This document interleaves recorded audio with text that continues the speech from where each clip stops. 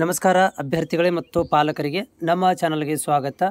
ಎಂದಿನಂತೆ ಈ ವಿಡಿಯೋದಲ್ಲಿ ಕೂಡ ಮೊರಾರ್ಜಿ ದೇಸಾಯಿ ಮತ್ತು ವಿವಿಧ ವಸತಿ ಶಾಲೆಗಳ ಒಂದು ಏನು ಈಗ ಅಡ್ಮಿಷನ್ ಪ್ರಕ್ರಿಯೆ ನಡೀತಾ ಇದೆ, ಅದಕ್ಕೆ ನಾವು ಕೌನ್ಸ್ಲಿಂಗ್ ಅಂತ ಕರಿತೀವಿ. ಸೊ ಈ ಒಂದು ಕೌನ್ಸ್ಲಿಂಗ್ ಬಗ್ಗೆ ನಾನು ಈ ವಿಡಿಯೋದಲ್ಲಿ ಕೂಡ ಮಾಹಿತಿಯನ್ನು ಮುಂದಿನ ದಿನಗಳಲ್ಲಿ ಕೂಡ ನಿಮ್ಗೆ ಅಪ್ಡೇಟ್ ಮಾಡಲಿಕ್ಕೆ ಪ್ರಯತ್ನ ಮಾಡ್ತೀನಿ. ಸೊ ಇಲ್ಲಿ ನೆನಪಿರಲಿ, ಕೌನ್ಸ್ಲಿಂಗ್ ಅಂತಂದರೆ ಇಲ್ಲಿ ನಿಮಗೆ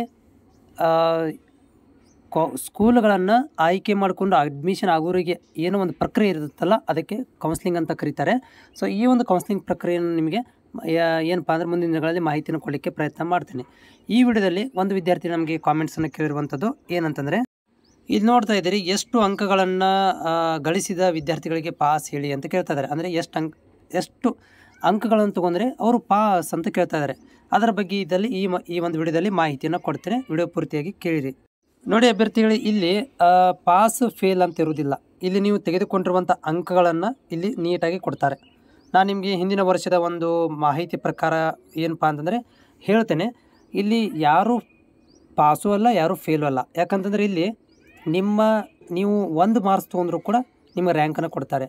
ನೀವು 10 ಮಾರ್ಕ್ಸನ್ನು ತೊಗೊಂಡ್ರೆ ರ್ಯಾಂಕನ್ನು ಕೊಡ್ತಾರೆ. ಇಲ್ಲಿ ರ್ಯಾಂಕ್ ಬೇಸಸ್ ಮೇಲೆ, ನೀವು ತೆಗೆದುಕೊಂಡಿರುವಂಥ ರ್ಯಾಂಕ್ ಬೇಸಸ್ ಮೇಲೆ ಇಲ್ಲಿ ಏನು ಮಾಡ್ತಾರೆ ಅಂತಂದರೆ ರ್ಯಾಂಕ್ಗಳ ಆಧಾರದ ಮೇಲೆ ಇಲ್ಲಿ ಸೀಟ್ಗಳನ್ನು ಕೊಡ್ತಾರೆ.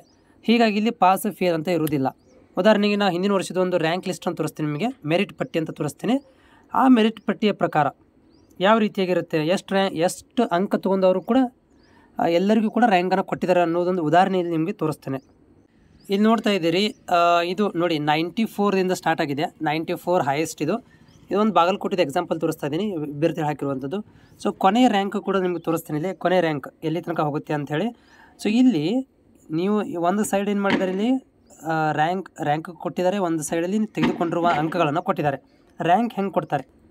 ಸೊ ನೋಡಿ ಒಂದು ವಿದ್ಯಾರ್ಥಿಗಳು ಇಲ್ಲಿ 21 ತೊಗೊಂಡಿದ್ದಾರೆ. ಅವ್ರಿಗೂ ಕೂಡ ಇಲ್ಲಿ ಏನು ಮಾಡಿದಾರಪ್ಪ ಅಂದ್ರೆ 1,82,000 ತನಕ ರ್ಯಾಂಕ್ಗಳನ್ನು ಕೊಟ್ಟಿದ್ದಾರೆ.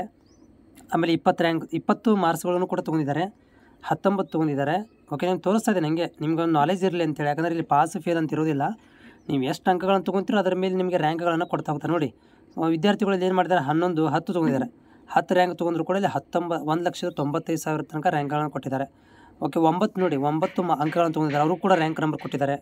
7 ಅಂಕ, 4 ಅಂಕ. ಓಕೆ, ಇದೇ ರೀತಿಯಾಗಿ ಇಲ್ಲಿ 1 ಅಂಕ ತೊಗೊಂಡ್ರು ಕೂಡ ಅವ್ರಿಗೆ ಏನು ಮಾಡಿದ್ದಾರೆ ಅಂತಂದ್ರೆ, ಇವೊಂದು 0 ತೊಗೊಂಡ್ರು ಕೂಡ ಅವ್ರಿಗೆ ರ್ಯಾಂಕ್ ನಂಬರ್ ಕೊಟ್ಟಿದ್ದಾರೆ. ಇವ್ರನ್ನ ಫೇಲ್ ಮಾಡಿಲ್ಲ, ಪಾಸು ಅಂತ ಹೇಳ್ತಾ ಇಲ್ಲ. ಇಲ್ಲಿ ನೀವು ಇವೊಂದು 0 ತೊಗೊಂಡ್ರು ಕೂಡ ರ್ಯಾಂಕ್ ನಂಬರ್ಗಳನ್ನು ಕೊಟ್ಟಿದ್ದಾರೆ. ಈ ರ್ಯಾಂಕ್ಗಳ ಆಧಾರದ ಮೇಲೆ ಸೆಲೆಕ್ಷನ್ಗಳನ್ನು ಮಾಡ್ತಾರೆ. ಮುಂದಿನ ಏನು ಮಾಡ್ತಾರೆ ಅಂದರೆ, ಈ ರ್ಯಾಂಕ್ಗಳ ಆಧಾರದ ಮೇಲೆ ಸ್ಕೂಲ್ಗಳನ್ನು ಆಯ್ಕೆ ಮಾಡಬೇಕಾದ್ರೆ ಈ ಒಂದು ಪರ್ಸೆಂಟೇಜ್ ನೀವು ತೆಗೆದುಕೊಂಡಿರುವಂತಹ ಸ್ಕೋರ್ಗಳ ಆಧಾರದ ಮೇಲೆ ರ್ಯಾಂಕ್ಗಳನ್ನು ಕೊಟ್ಟು ಆ ರ್ಯಾಂಕಿಗೆ ತಕ್ಕಂಗೆ ನಿಮಗೆ ಕಾಲೇಜ್ ಆಯ್ಕೆಗಳನ್ನು ಕೊಡ್ತಾರೆ. ಇಲ್ಲಿ ಪಾಸ್ ಫೇಲ್ ಅಂತ ಇರೋದಿಲ್ಲ. ಹೋಪ್ ಇದು ನಿಮಗೆ ಅರ್ಥ ಆಗಿದೆ ಅಂತ ಅಂದ್ಕೊಂಡಿದ್ದೀನಿ.